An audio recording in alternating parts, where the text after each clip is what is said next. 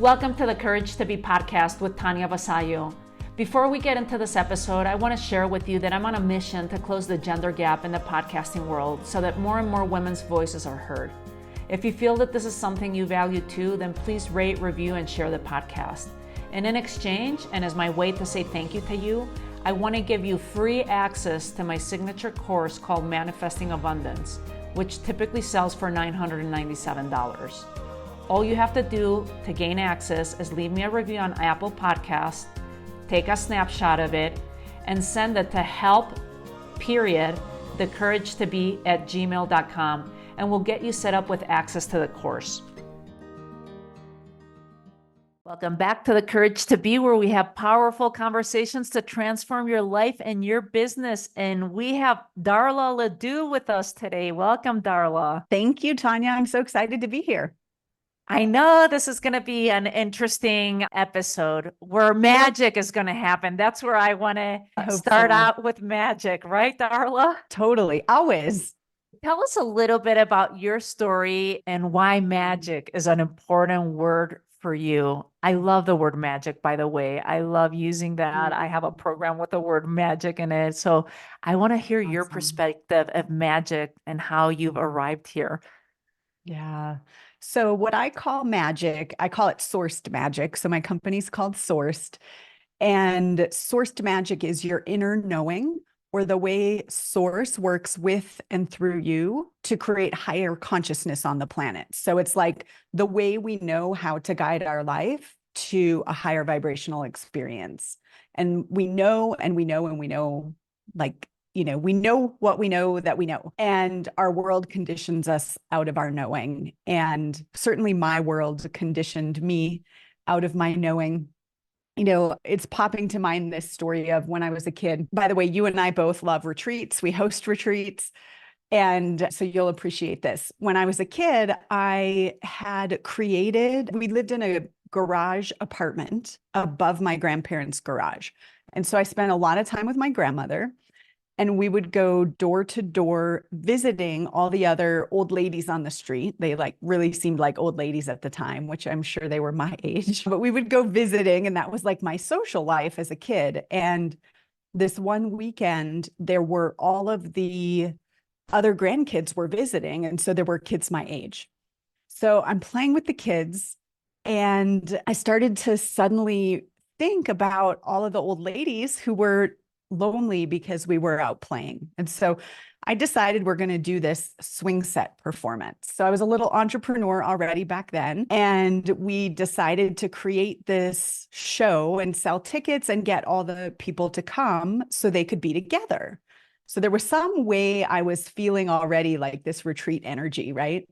But I was like, people shouldn't be home alone, sad and bored. They should come together. So I created this event. So anyway, everything was great. And we made some money to go buy candy, and everything was wonderful. And then my mom came home from work, and I remember running up to her to tell her how excited I was about this performance.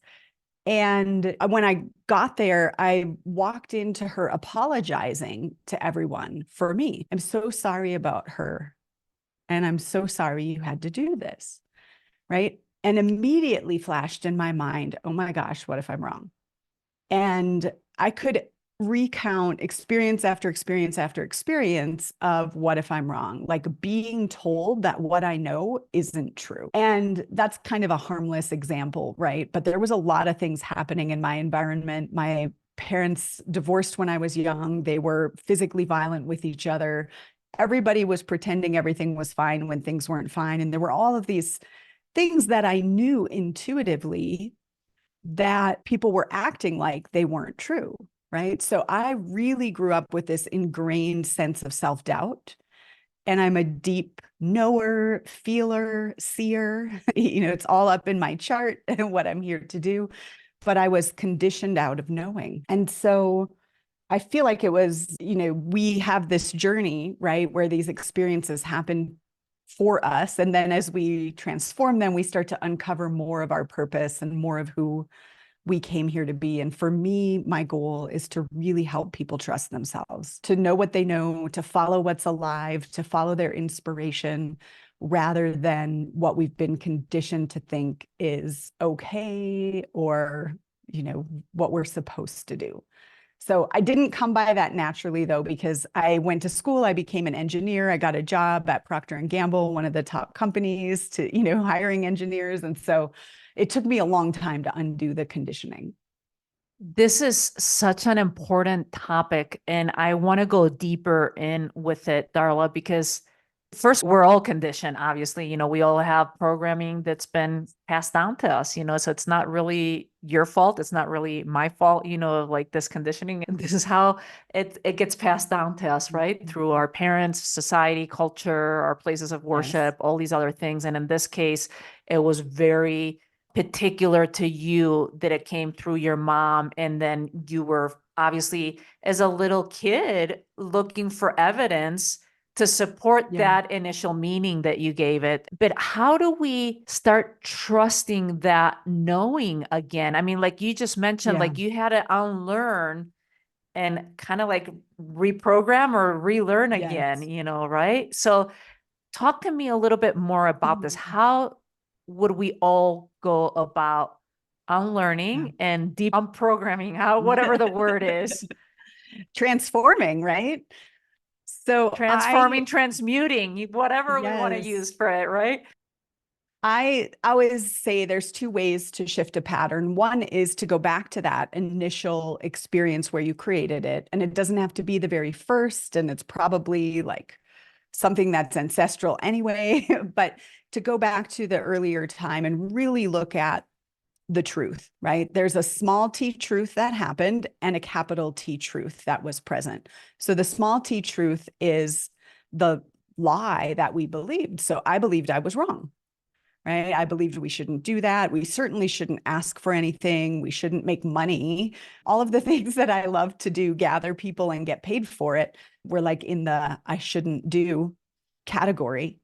And then there's the capital T truth, which is I love gathering people. Like it's really a part of who I am. And some part of me knew that. It was like an authentic expression for me. And so going back and kind of sorting that out and really giving back the judgment to the other person.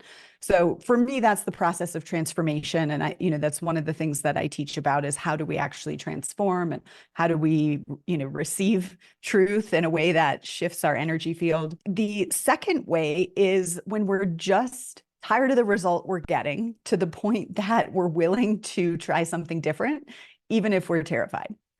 And so the other thing I talk about is this framework called your sourced magic. And sourced magic is how your inner knowing speaks to you. So if someone wants to, if they're just like, okay, I just know I want to live this way, I want to trust myself, I want to follow what's alive, I have a framework where it basically is giving permission to know what you know. We know that the process of transformation is really a process of remembering, right? Like remembering the truth of who you are. And so it's kind of a shortcut to give you permission to trust the way that you're getting information. This is great. Let's go deeper into that, because I feel like there's that part of giving ourselves permission to trust in our own personal knowing. But if it's been so ingrained and we've been living with these kind of things for decades, like if someone's in their 40s, 50s, 60s, like the undoing is going to take longer, or is it, or is it not? And how can we start with baby steps to connect to that truth inside, and knowing that that truth is more powerful than the truth that they've made us believe out there, that we can find that information and that source out there. Yeah. Does it take longer if we've been living with it longer?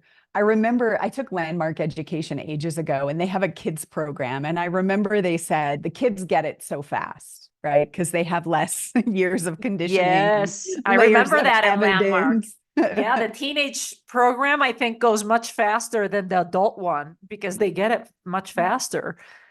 Yeah. So, we have to assume that's probably true, that it takes a little longer. I know I see new layers all the time, right? Every time I get a call to grow in a particular way, I shift something in order to align vibrationally with that person. So yeah, there's definitely layers. And I love that you said baby steps. So if we think about trusting your magic in baby steps, I say often it's like what to wear, what to eat, what to wear, what to eat.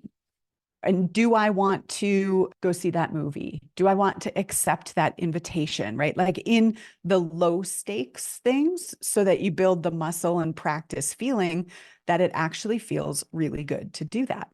The other piece is to surround yourself with people who honor your magic. Environment is so important. I know you're a big fan of Think and Grow Rich, and I feel like environment is key in there. If you have people in your life, I was married to one, so totally get it, who, when you know what you know, what you know, they tell you you don't know, or they're just like going to try to subtly manipulate you into saying yes to the invitation that you're a clear no, for example, you might want to shift that relationship in your life.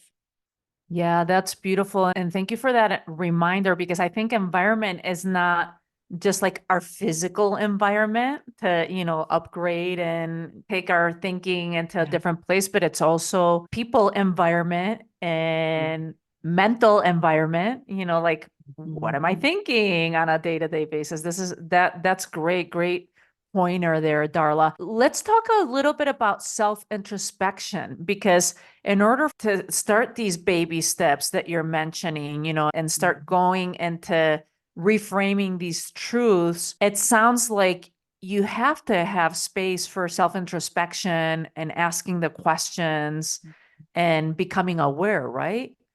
Yeah.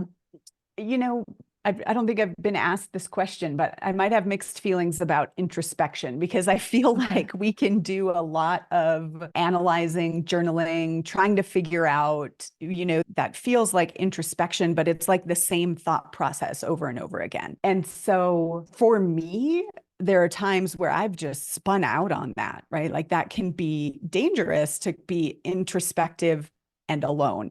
I feel like we've got to be in the world, not all the time. I have a total hermit in my human design. Like I love my alone time, but we've got to be in the world and get, see how we're interacting and get feedback from the universe in order to know what to introspect.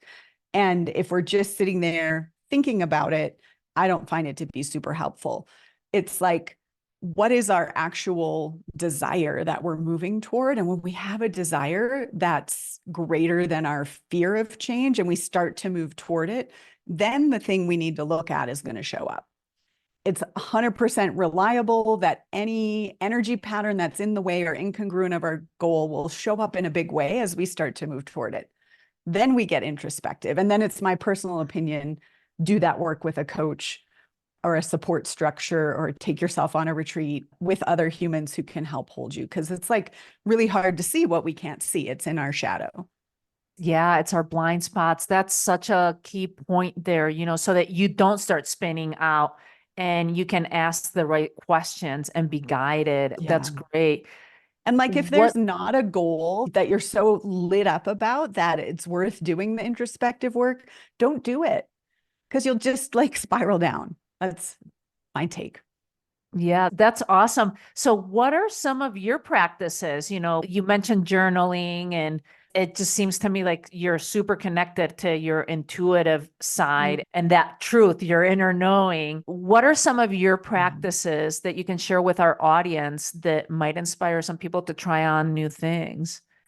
Yeah. So first, I want to say I'm an unlikely advocate for intuition because, like I said, I went to school for engineering. I let people tell me what to be, literally, and then I did that. And engineering is very analytical, right? So it's not like I'm the person who came in and was, floating above the earth, intuitive, connected to guides. I was very rational and logical. So if you're someone like that, listening to this, just know I come from that background as well. And so it has taken practice for me to consistently tune in and to prioritize that, because I was really in the conditioning of productivity, look smart to get love. You have to hustle and work hard to make money and make something of yourself. And so taking the time and giving myself the space to tune in was not natural. It really did take a series of transformational experiences to do that. That said, and this is part of why I've developed the tools that I have, there's an assessment on my website that gives you what I call your sourced magic. And there's different practices depending on what your magic is. So I'll share a couple of examples. So one of my magics is called recognition magic. And I would love to talk about your magic, Tanya, and type you also. That'd be so fun. So one of mine is called recognition magic. And this is the one that I really honed as a kid. I like to say we have the one we honed and the one we hid. And so when I was younger, my dad was an alcoholic, and then my mom remarried someone else who was an alcoholic, and he eventually got sober. But like the environment of that was very much pay attention to what's happening around you so you can stay safe. And so I really honed what I call recognition magic. It's like being able to make connections, to see the signs from the universe, to recognize patterns of things that are happening in your life. I work a lot with transformational leaders who have clients, and a lot of the people I work with have a lot of recognition magic. Like they see their clients' patterns and they can help reveal that. And as a recognition magician, sitting and meditating is great. Definitely do it. So you're really tuned in and connected. And like my recognition magic fires when I'm in the world, right? I see things, and it can be even social media, right? Like you see 3 posts on the same topic one morning, and it's like, what is that saying? And so recognition magicians, if they think I'm just going to go meditate and get an answer, it may not be the case. I want to meditate or move my body or do breath work or whatever to feel tuned in so I'm not too distracted to see the signs, but I'm probably not going to get them while meditating. I want to be in the world. Whereas sensation magic, this is the one that I hid personally, which is feeling in your body the energy around you. It literally, like my body's like a little dictionary. I did not know I had this until I started hosting retreats and I started feeling things that the people were feeling and going, what is going on? Like, why do I have a stomach ache? I didn't have a stomach ache a minute ago. This makes no sense. What's happening? And it was really someone else had a stomach ache and I was feeling it. This is, for me, when I was young, there was so much turmoil, right, that I blocked that out. I was really heavy as a kid. It's like almost like I was self-medicating to numb these feelings that everybody around me was having that I couldn't handle being with. It's protection too, right? What's that? The weight usually is, it's like a sign of protection. Yes. I remember reading that in Louise Hay's books. Totally. So, if someone's a sensation magician, yoga, qigong, movement practice, getting in nature, hugging a tree, lots of energy clearing practices. I have a friend that teaches all the energetic hygiene for your field. Like those kind of practices are so important for a sensation magician. And that's how you're going to be the most tapped in as you're going through life. So it's just different depending on how source works with you. This is fabulous. Let's take a quick pause and we'll be right back. Hi there, I have something really cool for you. I want to give you free access to my signature course called Manifesting Abundance, which typically sells for $997. You can check out all the details in the show notes. All you have to do to gain access is leave me a review on Apple Podcast, take a snapshot of it, and send it to help.thecouragetobe@gmail.com, and we'll get you set up with access to the course. You can also find other free goodies in the show notes. Go check them out. So I love how you were describing, the recognition magician and the sensation magician. Are there any other ones, or are those the main ones that you've discovered, uncovered, and shared with us? Yeah, there's 6 of them, and they kind of came through. I was wanting to teach my clients some sort of framework to give them permission to trust what they know. Because I was noticing how often people were coming to me. This was during COVID, especially. And they were saying, like, I'm getting this. I think this is what I'm getting, from my intuition. Is that right? And it was like wanting permission. And so that's where this really came from. So recognition, sensation, expansion. You'll love expansion. I bet you have a lot of expansion magic, which is the complete faith that the universe is abundant and seeing the bigger picture.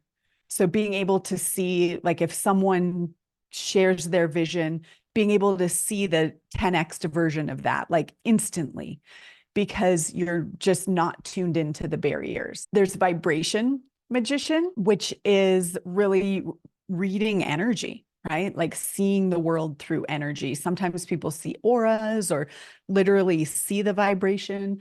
Other times it's hearing the vibration of someone's tone of voice or their language choice. But vibration magicians kind of can have a blind spot in, they tend to see the highest vibration of someone. And so it's like being really present with the actual vibration someone's in, not just like their soul's highest expression.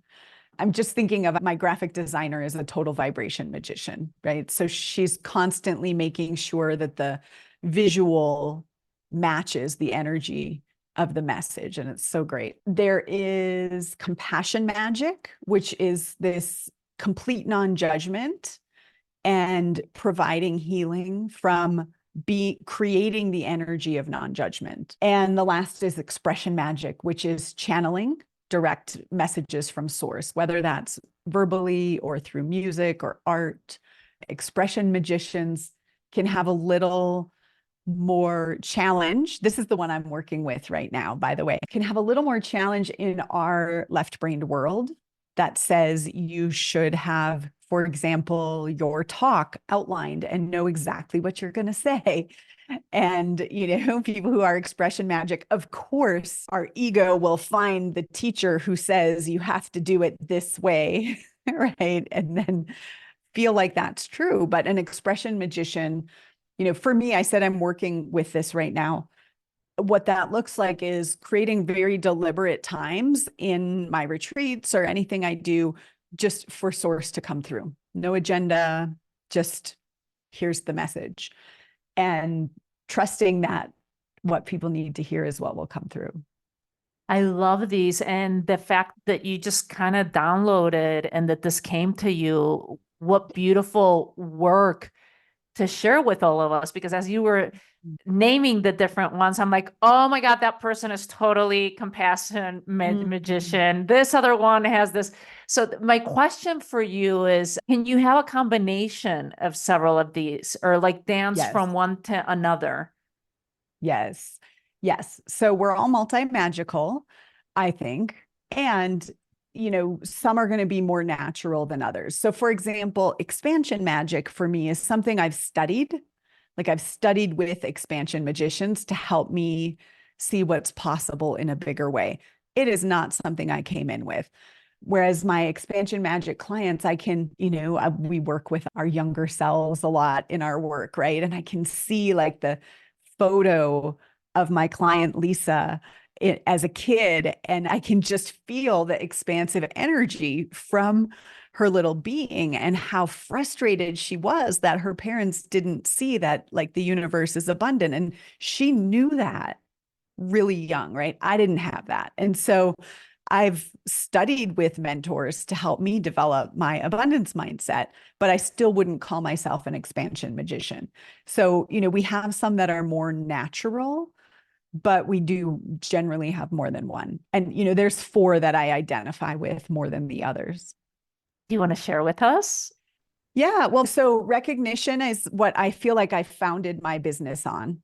Right. I knew that I made connections and saw things that other people didn't see. Like I did consumer research when I was at Procter and Gamble, and we would go grocery shopping with people and we would go in their homes and we'd interview them about their use of our products. And I could make the connections that people were saying like that. And there was a whole process of debriefing and how, mapping it and making it quantitative. But I was like, I already knew the answer, right?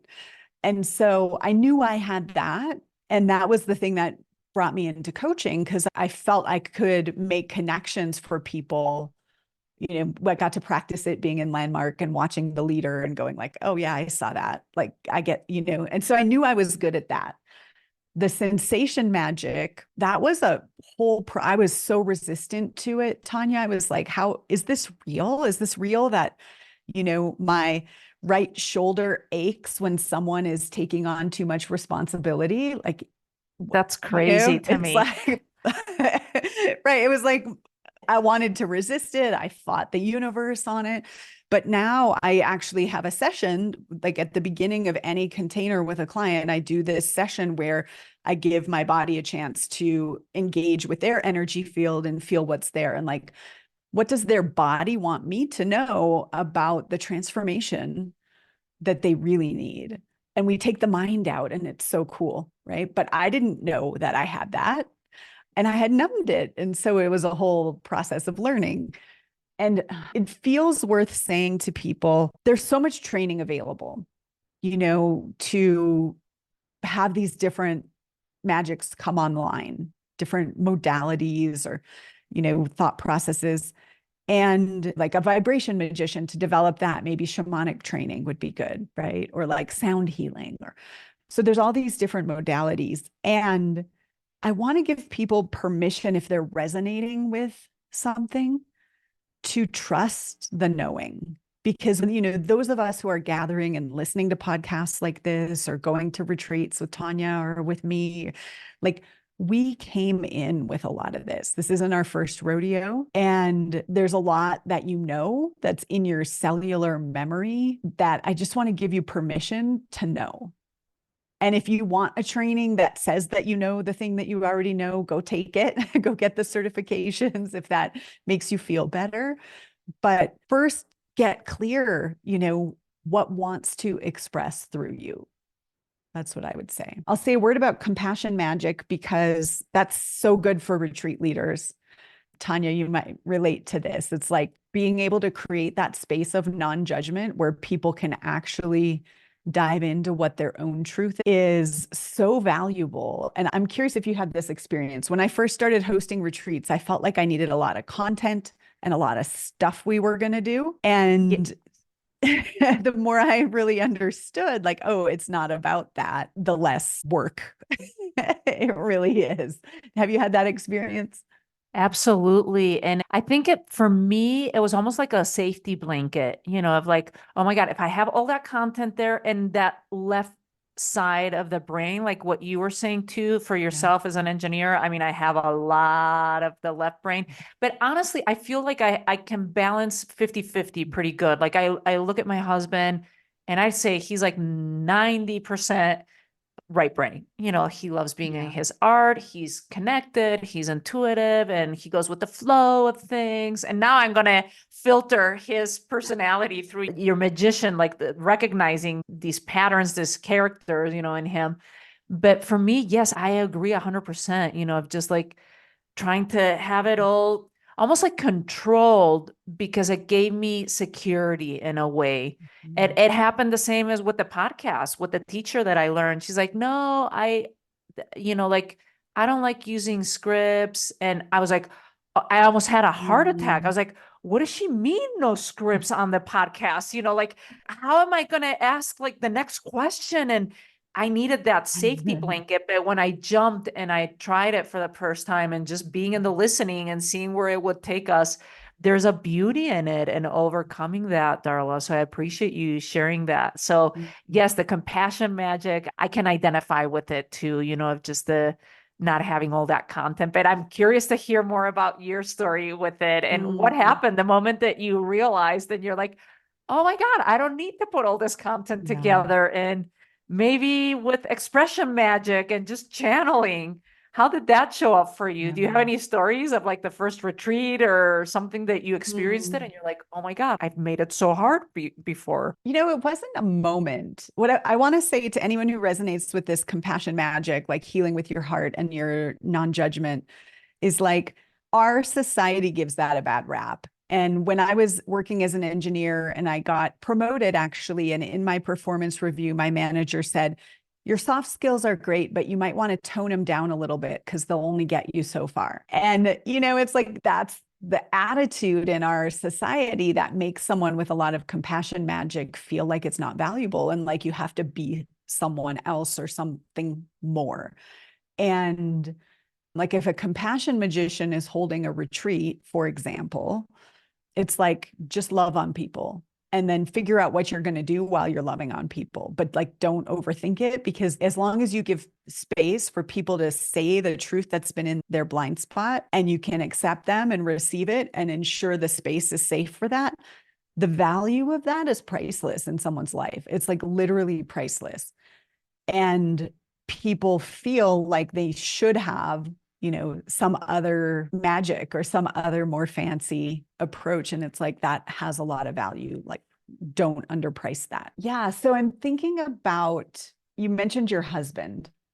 Can I take a little turn? Because this feels Yes, kind I of love it. fun. And we'll come back. I have a couple other questions that I want to come back to, like, oh, yes, yes, please, let's do that.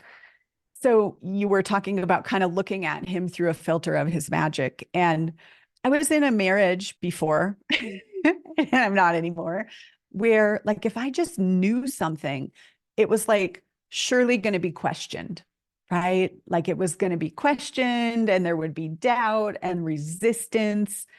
And today I'm in a relationship where my magic is honored. Like if I say, you know what, I just know, or my magic is firing on this, like I know it's going to be honored. And I don't pull that out all the time or like, you know, but it's like if I feel that I know that I get to honor my magic and be seen and recognized in that. And a lot of times we end up matching with people who don't honor that because we're secretly afraid of where our magic will lead us, right? And if we just look at the history of, you know, witches being burned at the stakes, like Noah's seers, it's like, of course we're afraid of it. And so we'll inadvertently match with someone who's going to question it so we don't have to go there. And there's this happened last weekend. And so it's really present for me. I also honor my partner's magic.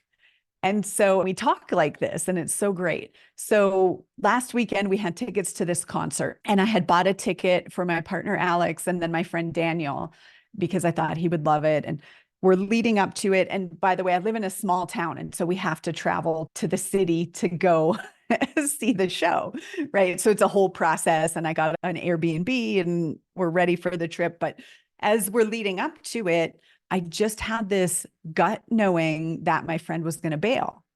I just knew he wasn't going to be there. I could feel it. I don't know. I just knew, right? I knew it in my body. And so then the day before, I get the text from him that he has COVID and he can't go. I was like, oh, I kind of knew that. And when I was knowing that he wasn't going to be there, I started thinking, maybe I don't want to go. It's like, maybe I don't really actually want to go because it's a big, you know, production. So we're getting ready.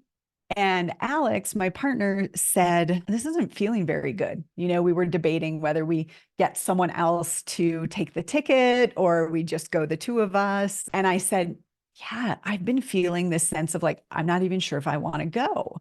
And this was my idea. I bought the tickets. I was really excited for it. And so then he went through this whole process of discerning if he wanted to go or not. And there, we were supposed to go to another party with his friends while we were in the city, and they were being weird. And there was all these things kind of showing up. So anyway, he needed some time to decide whether he wanted to go and like really tuned in to his magic about it.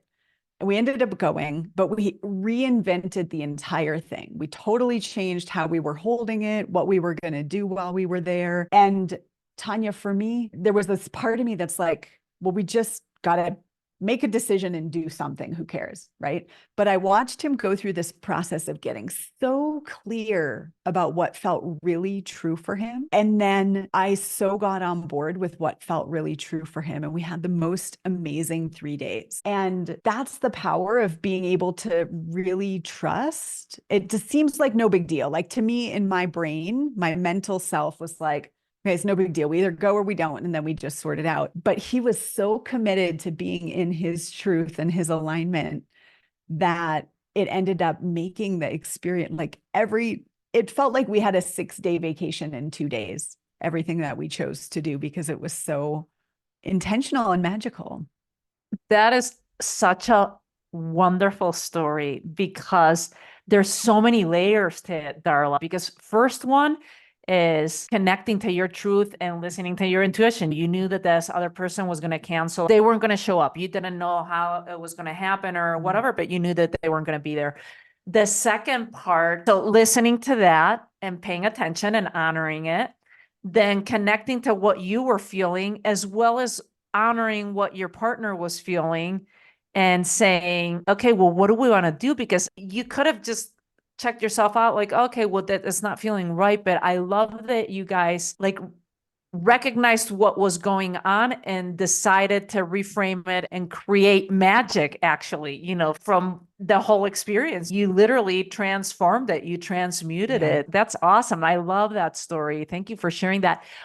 Story. Yeah, go ahead. Go ahead. Well, it was Father's Day also, right? So part of what we considered then is, oh, well, we'll just go and we'll invite your mom to the concert and then we'll go stay with your parents. And, and his whole being was like, oh, that I don't want to do that, and I would have gone along with it. I wasn't excited about that plan, but I would have gone along with it for efficiency, like, okay, we'll just, because there's still that part of me that just is conditioned, like we do things because we just make people happy with them, and I'm so happy that he took the time to get really clear. And kudos to you for the awareness for both of you guys, just having that awareness and realizing what's going on and tuning in. To me, you are so tapped in and so tuned into everything, from what I'm picking up here in this conversation. Do you keep track of these things? Like when you get like a hunch or you get a download or you knew? I've been keeping track. I ask you that because I'm a big believer where our attention goes, energy flows. So if you're keeping track and you're exercising that muscle, of like, oh, what was an intuitive hit that I just got that? What happened? And just I start seeing all these things manifesting. And I can tell at moments that I'm in the flow and other moments that I'm disconnected for whatever reason, maybe because I'm distracted. So I'm curious, do you track this? I mean, obviously no, this I love one that was idea. yeah. Oh, you should totally do it, Darla. We can exchange. I've always wanted to compile, people's stories of synchronicities, of intuitions, like, oh, yeah, I picked up on that. I knew that was already going to happen before it even happened. Yeah, that's a great idea to write it down because I agree what we measure grows. One of the things I notice that people might notice if they're newer to trusting is that I would notice a lot when I didn't listen. So do you ever have those moments where I think about it like, okay, I'm about to get in the car and I'm walking through the house and my eyes see something and I go and I get that recognition, like, take that with you. And then my brain says, I don't need a, parka or whatever it is. And then I end up going through the day and I'm like, oh, that would have been really handy right now. And so I've started just taking things if I see them, for example. So I think I notice more when I don't listen than when I do, and things just work beautifully. It's like normal, right? But that's great too, that awareness. Do you have any stories that you can, off the top of your head, of like not listening and boom, something happened? Because I think that's also another great awareness to notice and maybe jot down. And now you're giving me the ideas to do those two of like, you didn't listen to that one, Tanya, and this happened. And how did you feel it? Like, why did you override logic versus trusting, in that sense?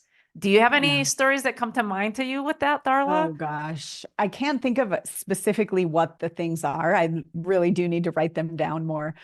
But I just know there are so many times where I thought of taking something in the car with me and then I didn't. And then I wished I had it, being stuck in traffic and now I'm hungry, or the nudge to go a different direction, not listening, and then being stuck in traffic, like those kind of things. Yes. Oh my God, we both have to start writing these down and we'll text each other, like, oh my God, today this just happened, right after our call.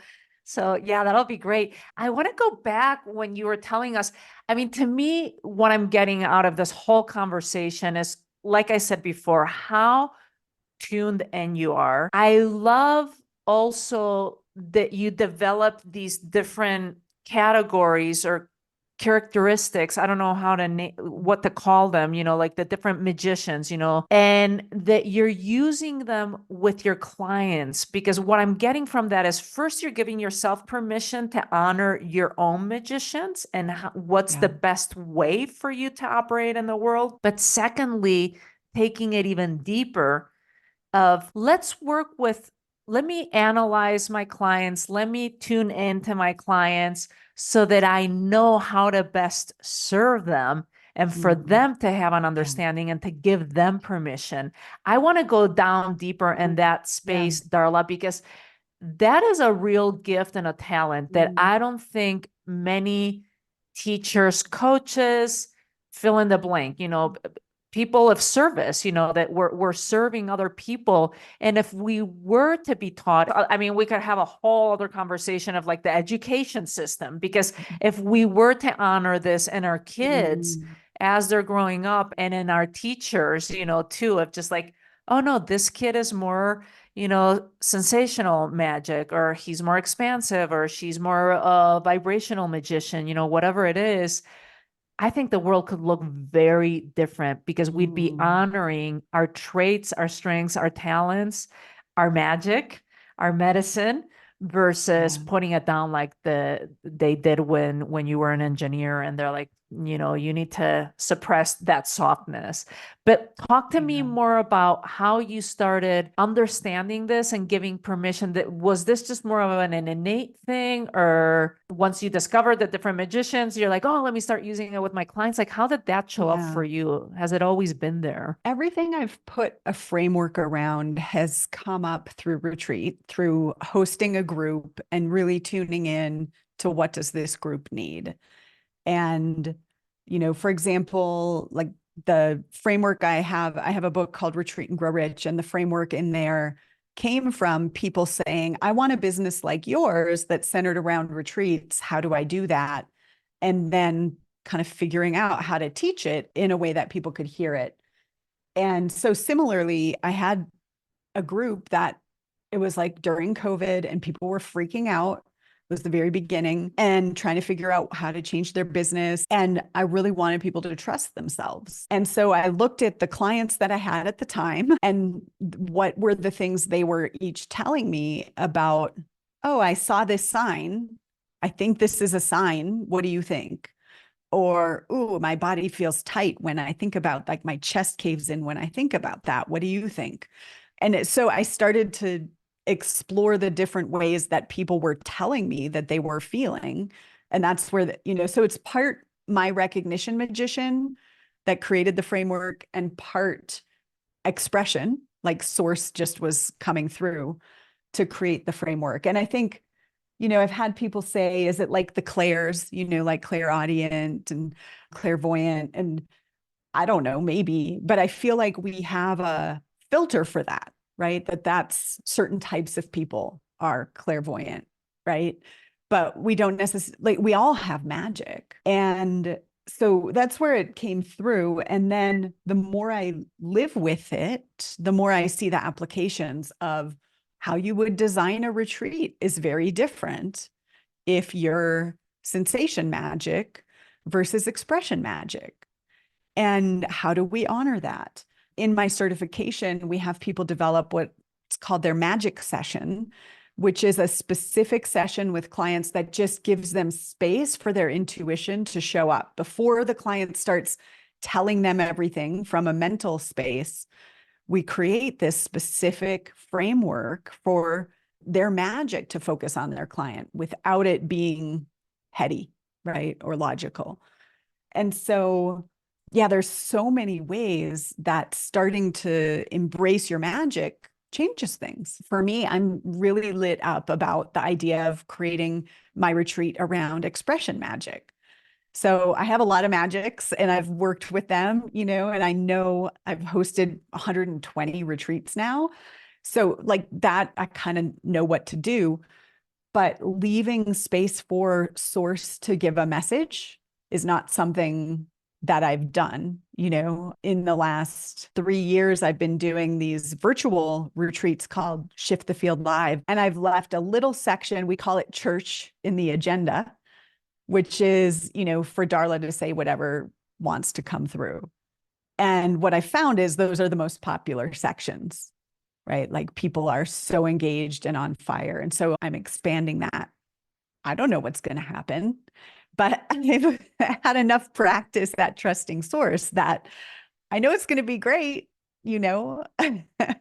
I love it. And let's do one last quick pause and we'll wrap up.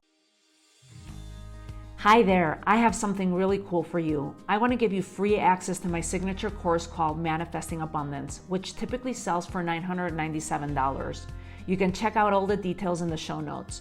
All you have to do to gain access is leave me a review on Apple Podcast, take a snapshot of it, and send it to help.thecouragetobe@gmail.com, and we'll get you set up with access to the course. You can also find other free goodies in the show notes. Go check them out. So going back to the magics, the different types of magic, do you feel like that people, depending on what kind of magic they have, they're better off at certain careers than other careers, or not necessarily? You just have to adapt that magic within that, like what you were saying with like the retreats. Question. Yeah, I think so. Like compassion magic, intimate retreats are so good for compassion magic. So, maybe being an engineer at Procter and Gamble is not the top match for compassion magic, but I think you can take your magic anywhere for sure. I'm curious, can I ask you a question? Yes. I know you just had a retreat. You said it was the best retreat ever, which I relate to. Like, isn't every retreat the best ever? Not Like, necessarily. Better. No. There's sometimes that there's been humps along the way, whether it's been certain things. So not necessarily. I mean, you do want to aim for each one to get better in certain ways, but there's been a couple here and there that you're like, oh, what just happened there? Like what was the energy of this? What did I go in with? So yes, but go ahead with your question. So who did you get to be at this retreat, or how do you feel like your magic showed up? Such a perfect, see what I'm seeing right there is the recognition magician coming in, because you're recognizing, I'm sure you've already picked up and see if you're right. Because as you were talking and explaining all the different magicians, I was like, oh yeah, I relate with this one, with this one. I completely related with expression magician, where I was just channeling through the whole retreat, and I was so much more relaxed. And at first, I think I was attributing it to, like, just even leading up to the retreat, I was attributing it to, oh, well, I'm more seasoned than these. Like, I already kind of know what I'm doing. But for the listener, you have to remember that I had not hosted a live in-person retreat in 5 years.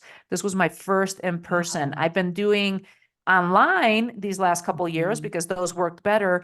But intuitively, I knew that there was a calling to do them in person again.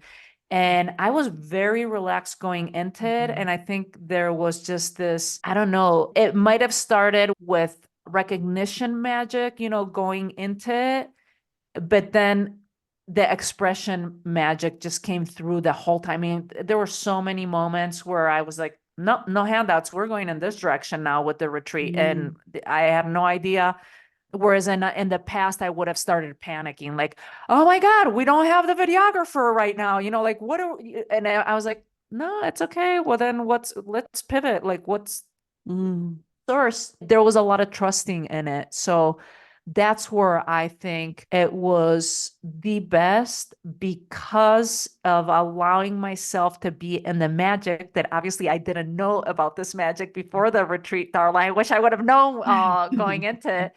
And now I can work more on that, for the next one of like, okay, do we want to do another expression magic retreat versus, I don't know, compassion magic, and I think I've included a little bit of everything in all of them. Well, I keep hearing vibration too. So it's like there was something in your vibration going into it that had you be able to be more relaxed. So whether it's all the transformation that happened in the last 5 years, or there was something in the week leading up to it that had you be really, attuned to your soul's vibration. Yeah, you're right. Maybe it went down that, like if we were starting to dissect that, like I'm definitely going to listen back to this podcast and how you went through the different magics, because I took a couple notes, but I want to listen again closely and see and relate it, not just to me personally, because as you were saying that, I'm like, oh yeah, I have the recognition magic. Oh yeah, I have the express, like I was trying to see what I had, but I want to relate it more intimately to the retreat. That was a great question. Thank you for bringing that up, Darla. Thanks for sharing, and congrats. Thank you. So as we're wrapping up, where can people find you? So if you are curious about your magic, there is a quiz. You can go to sourcedexperience.com/quiz and let me know. Ping me on social. So I'm on Facebook and Instagram and LinkedIn. Let me know what magic you received and that you found me here. I would love to hear. Yeah. And then, once you take the quiz, you'll be on the list. I'm actually in process right now of testing out some mini live experiences that are all about owning your magic. So just keep an eye out and hop on one of those. Come spend a few hours with me. That's fabulous. Thank you. I'm definitely going to go do the quiz. And last but not least, this is the only question that I always end with, which is how can people live a life with more courage, Darla? Well, I would say trust your magic and trust it over, the fear of what people are going to think, because that's really what we're weighing. Do I trust what I know, or am I worried about what people will think? That's awesome. Thank you so much for being with us today, for sharing your magic with us. And I look forward to continue the conversation in our mentorship masterclass too. Thank you. Thank you. Hi there. I have something really cool for you. I want to give you free access to my signature course called Manifesting Abundance, which typically sells for $997. You can check out all the details in the show notes, and all you have to do to gain access is leave me a review on Apple Podcasts, take a snapshot of it, and send it to help.thecouragetobe@gmail.com, and we'll get you set up with access to the course.